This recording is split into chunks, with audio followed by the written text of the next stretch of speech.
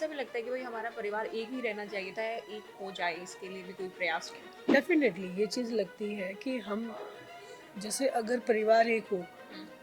तो ये सब चीज़ें नहीं होती। मेरा नैना चौटाला को लेकर सवाल बात होती है आपकी?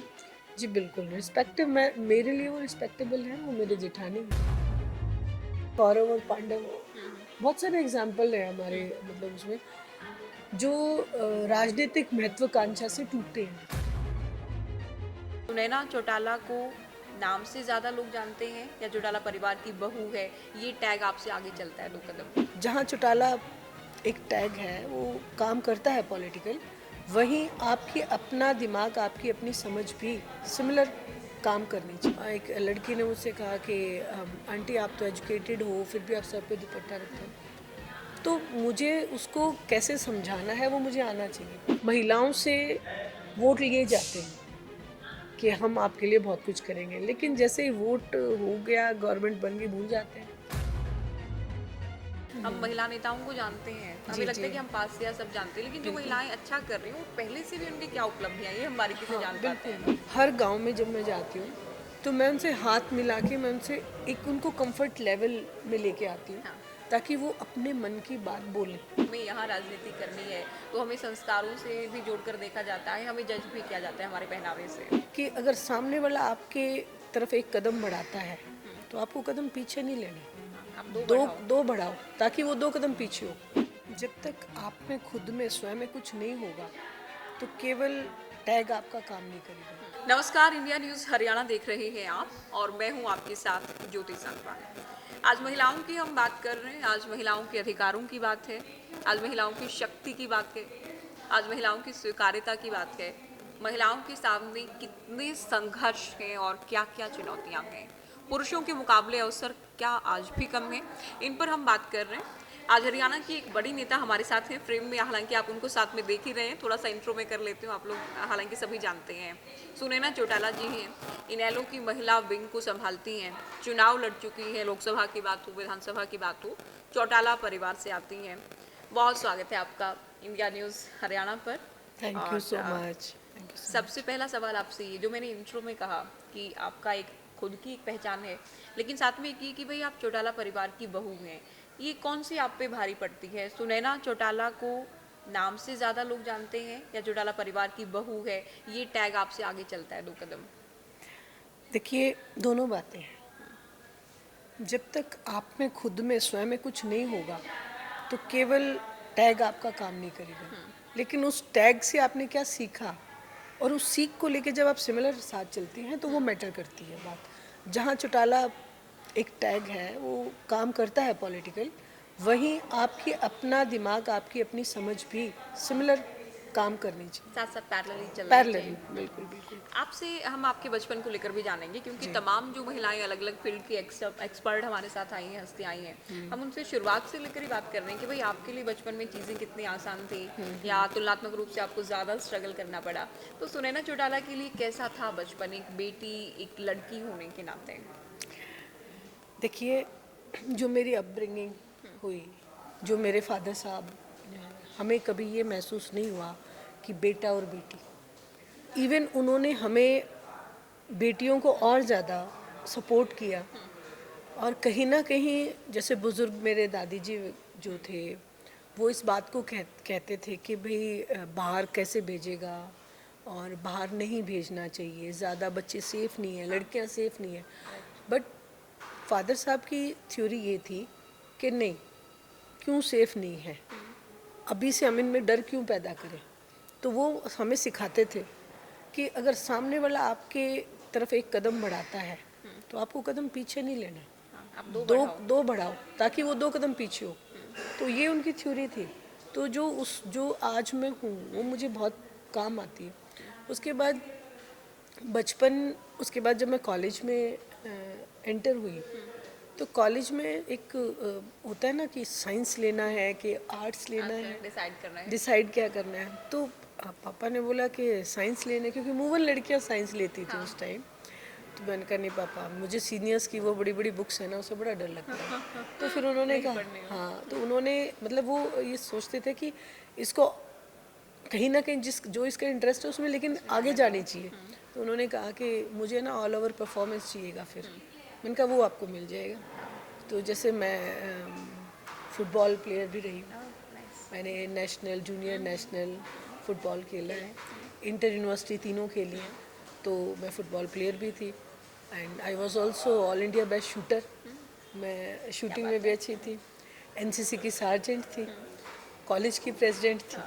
और तो मल्टी टैलेंट। मल्टी मतलब वो बिकॉज ऑफ फादर। उनको ये भाई पापा ये ना बोल दे कि यहाँ तूने कमी छोड़ दी। सोशल वर्कर भी थी मैं। तो उस टाइम मुझे याद है हम जो बुज़ुर्ग हैं लेडीज़ हैं जो मोहल्लों में पढ़ा के भी आते थे। तो ये सारी चीज़ें जो है रही मेरी। और उसके बाद जैसे शादी हुई हाँ। तो एक ऐसा शादी वाला भी आपसे अरेंज मैरिज थी आपकी, लव मैरिज थी? नहीं जी अरेंज थी। अरेंज मैरिज बिल्कुल थी। बिल्कुल। वो अपने मतलब उस टाइम में हमारे टाइम में इतना इतना ज़्यादा वो नहीं था मतलब और उस तरफ ध्यान भी नहीं था। क्योंकि मुझे ये था कि मुझे ना मैं एक लॉयर बनना चाहती थी, एडवोकेट बनना चाहती थी। मेरे बड़े भाई जो थे वो डीयू में थे। तो वैसे मैंने उनसे पूछा, मैंने कहा भाई क्या करना पड़ेगा एडमिशन के लिए?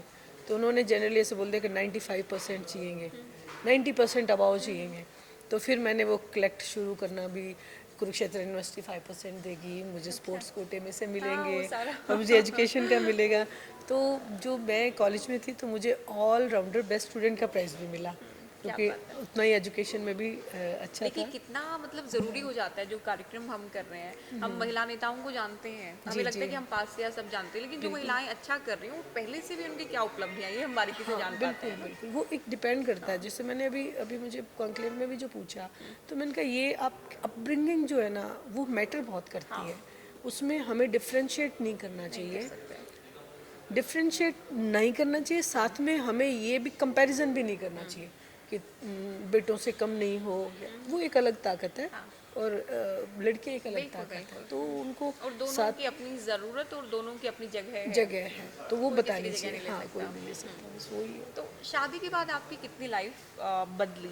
बिकॉज हम देखते हैं कि जो परिवार ठीक ठाक कर रहे होते हैं उनकी बहुएं जब घर पर आती है, जैसे आपने ने कहा ना कि आप लॉयर बनना चाहती थी, कहते भाई नहीं भाई हमें नौकरी की ज़रूरत नहीं है, या घर पे रहो, किस चीज़ की कमी है, क्यों करना है। हाँ तो बिल्कुल। आप जब इतने बड़े परिवार की बहू बनकर आती हैं, उसके बाद आपको कुछ सालों से या पहले से भी आपको ये लग रहा था कि भाई मुझे भी एक्टिव पॉलिटिक्स में आना है, तो उसके लिए कोई स्ट्रगल आपको करना पड़ा या पहले से आपके लिए रास्ते खुले थे? देखिए क्योंकि आदरणीय चौटाला साहब, चौधरी देवलाल जी, दादाजी थे पॉलिटिक्स में, पिताजी थे, मेरे खुद के फादर इन लॉ एलनाबाद से एमएलए बने सबसे पहले। तो और फिर मेरे हस्बैंड भी एक्टिव पॉलिटिक्स में फील्ड में रहे। तो मैंने ये नहीं सोचा था कि मुझे एक्टिव पॉलिटिक्स में जाना है, but I want to support them. घर से जितना सपोर्ट हो सके वो मुझे करना है। मतलब वो मैंने अपने फादर साहब के घर में भी देखा, बिकॉज़ मेरी मदर भी सरपंच गांव की रही हैं और मेरे दादा 25 साल तक निर्विरोध गांव के सरपंच रहे। तो वो जो एटमॉस्फेयर था घर में वो मैंने देखा। देखा।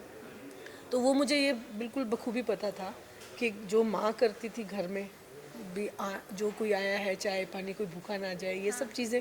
तो वो मैं आपने मतलब वो मैं थी। वो मैंने वो सब ध्यान रखा।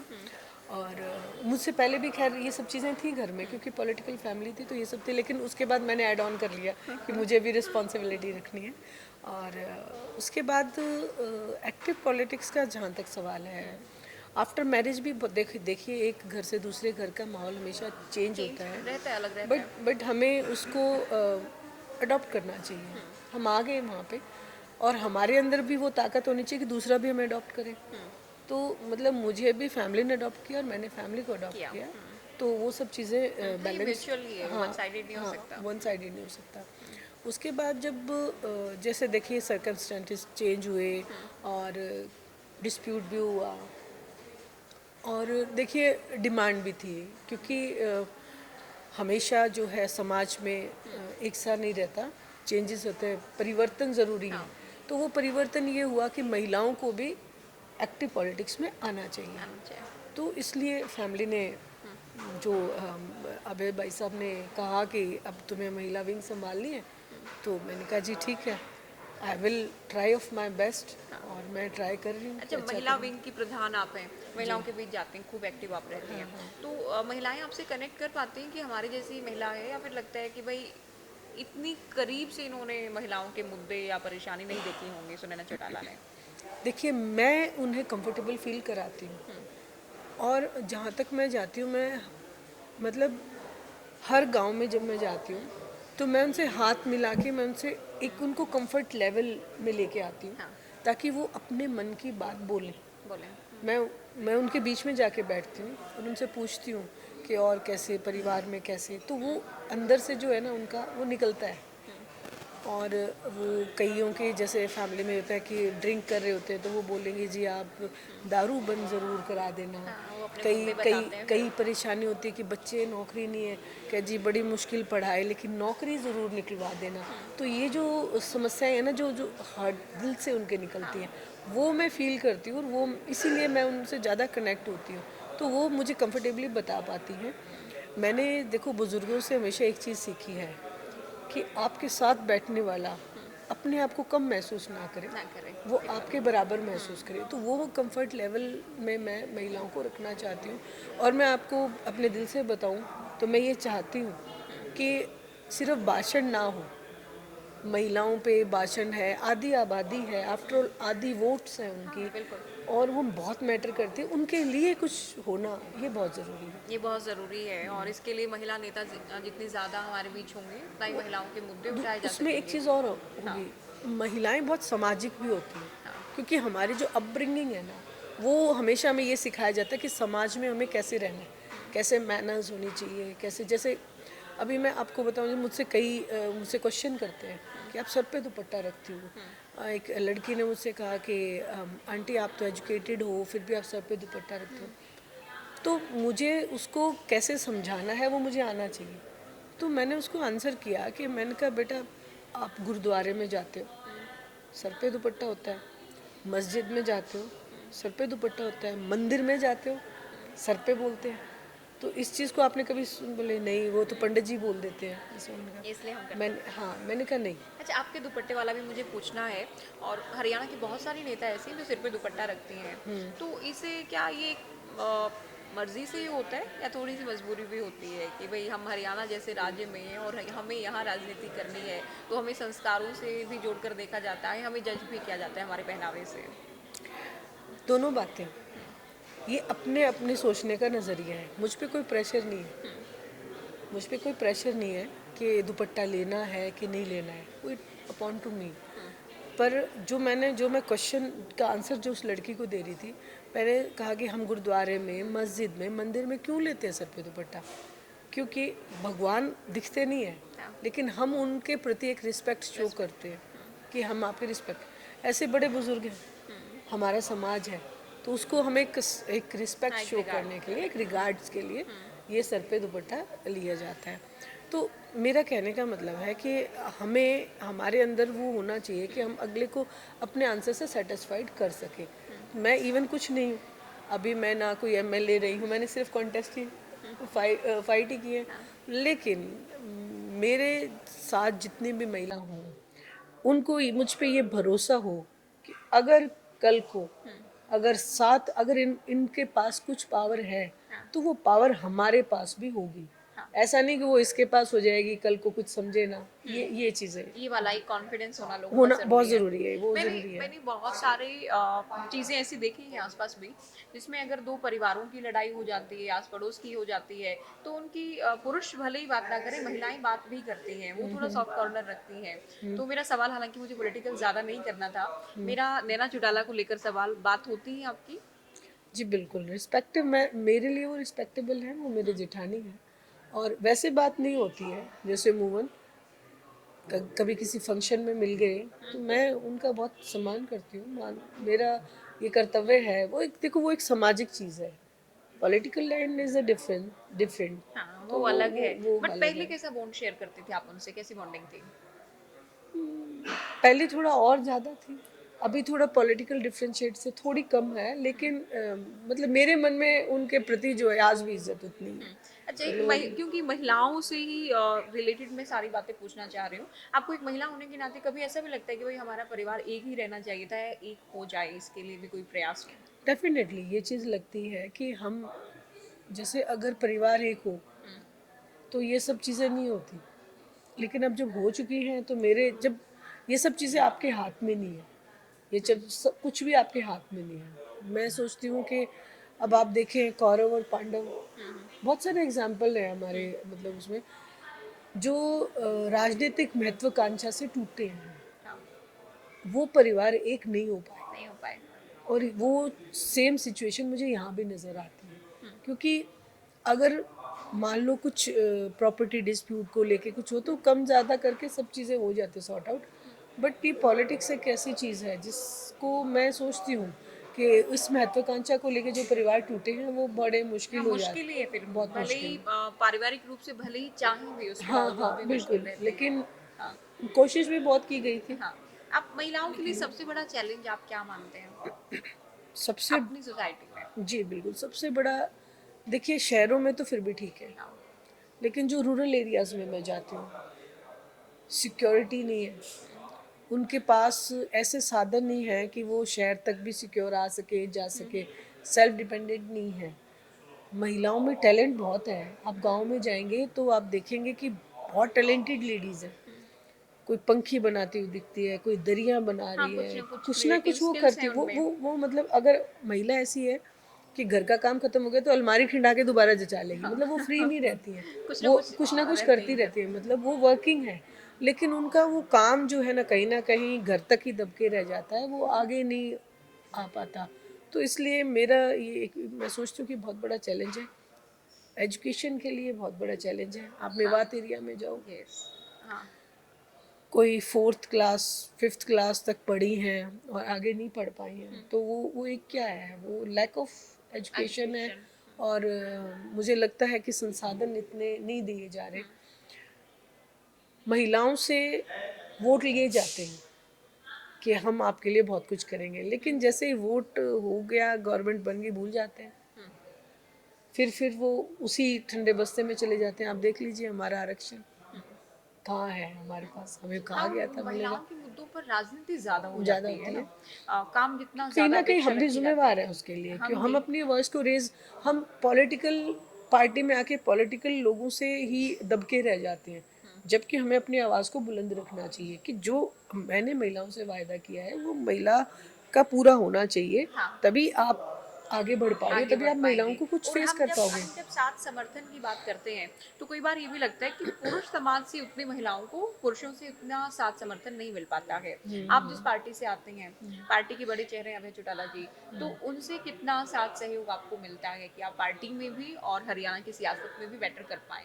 देखिए बेटर तभी कर पा रही हूँ ना, जब घर से भी सपोर्ट है और पार्टी से भी सपोर्ट है, तभी मैं फील्ड में जा पा रही हूँ, तभी मैं थ्रू आउट हरियाणा जाती हूँ और लेडीज से मिल पा रही हूँ, उनसे सुन पा रही हूँ। आदरणीय चौटाला साहब ने मुझसे पूछा था जब मुझे महिला विंग का बनाया, उसके बाद जब हम एक राउंड करके गए तो उनसे पूछा कि सबसे बड़ी दिक्कतें क्या आ रही हैं, तो मैंने उनसे कहा कि जी दिक्कत तो ये है कि किसी का अगर हस्बैंड शराब पीता है और पीता है तो वो उनके पास पैसे खर्चने को भी नहीं होते, 5 रुपए भी नहीं होते किसी किसी के पास, ससुराल में भी नहीं दिए जाते। तो उन्होंने कहा कि ठीक है, तो निश्चिंत होकर ये बोलना कि जब अपना गवर्नमेंट बनेगी तो 1100 रुपये महिलाओं को दिया करेंगे। तो ये एक बहुत बड़ी सोच थी, और मतलब उन्होंने पूछा इस बात को तो मतलब इम्प्लीमेंट भी कर पाएंगे, जब तक मैं जाऊंगी नहीं, पूछूंगी नहीं, पता नहीं होगा, तब तक हम कैसे कर पाएंगे। बिल्कुल। अब जब फील्ड में आप रहती हैं, ग्राउंड ज़ीरो पर रहती हैं, तो घर पर भी कोई रिस्पॉन्सिबिलिटी आप पर होती है कि भई सुनैना घर पर हो तो ये काम देखे या ये ज़िम्मेदारी सँभाले, या फ्री रहती हैं घर की साइड से? क्योंकि महिलाएँ कहीं भी चली जाएँ, थोड़ा बहुत तो घर वाला भी उनके साथ-साथ चलती हैं चीज़ें। आपके देखिए साथ है? नहीं नहीं, मुझे घर से सपोर्ट है जी, बिल्कुल। वो मुझे कई बार ऐसा है कि मुझे मेरे बेटे की भी सपोर्ट है, हस्बैंड की भी सपोर्ट है, और सास की भी सपोर्ट है, वो भी मतलब, और अब तो बहू भी है तो उसकी भी सपोर्ट है। और मेरा जहाँ घर की सपोर्ट है वहाँ मैं मेरी पूरी टीम, हाँ, मेरे पीए लगा लो, मेरे ड्राइवर लगा लो, मेरे साथ जितने भी, उनकी भी मुझे बहुत सपोर्ट है। मतलब मैं इस मामले में बहुत किस्मत वाली हूँ कि मुझे सबकी सपोर्ट है, इसीलिए मैं सब चीज़ें ये है मैनेज कर पा रही हूँ। बहुत शुक्रिया, आपने वक्त निकाला, हमारे कार्यक्रम में आए, पॉडकास्ट के लिए भी आपने हमें समय दिया Thank you so और बहुत सारी बातें, किस्से वो भी बताए जो हरियाणा वाले शायद आपकी नहीं जानते होंगे बातें स्टूडेंट लाइफ से लेकर अब तक। बहुत एंड शुक्रिया। Proud of you also. मैं थैंक यू हमेशा सो आपको मच, देखती थैंक हूँ, यू। आपके क्वेश्चनिंग जो है जी और जिस चैनल से आप जुड़ी हैं जी जी वो बहुत बढ़िया है जी, और हरियाणा विश का you all number 1 news number channel. 1 thank you channel है ma'am, thank you so and much, all the thank you best. For coming. Thank you. Sunaina Chautala को आप सुन रहे थे। दिन की औरतें शुरुआत से लेकर अब तक बताया गया कैसे खेलों में भी, पढ़ाई में भी, हर एक फील्ड में बेहतर से बेहतरीन करने का प्रयास किया गया और कामयाब भी हुई। शादी के बाद लाइफ कितनी बदली, एक्टिव पॉलिटिक्स में आने के बाद लाइफ कितनी बदली, क्या क्या चुनौतियां इनके सामने ही हैं, क्योंकि कई बार होते हैं ना कि आम महिला के सामने ज़्यादा चुनौतियां रहती हैं, खास के सामने कम रहती हैं। क्या वो अंतर ये देखती हैं? इन तमाम बातों को लेकर इनसे चर्चा की। फिलहाल दीजिए इजाजत, नमस्कार।